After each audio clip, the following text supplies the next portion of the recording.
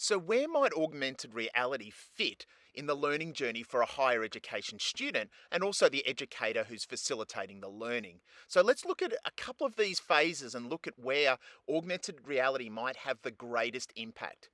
Dylan William once said that everything works somewhere, but nothing works everywhere. And that's, I guess, a really good parallel with augmented reality. So if we look at just the engage phase, we might purely use AR in that phase at the beginning of a unit or even before a unit starts. It might bring a traditional textbook to life. It might look at animation. It might look at this historical retell that we've got here about Marathon and the story behind it. Or it could be a marine science student looking at the Great Barrier Reef in augmented reality and allowing the students to think about inquiry, to ask questions and think about the learning before we even reach it in regard to the unit of study.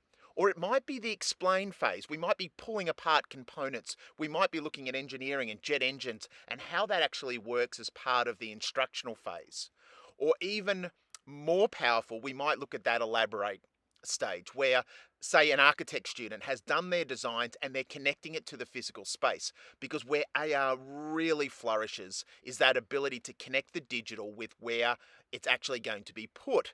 So here we look at maybe designing a deck and looking at placing it in the real world and how it might look.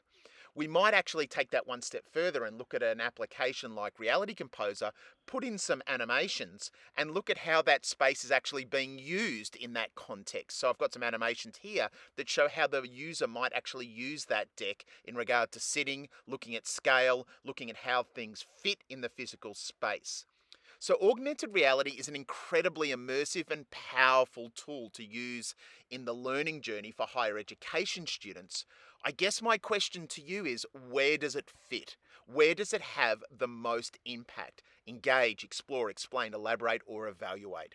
Paul Hamilton here for Using Technology Better.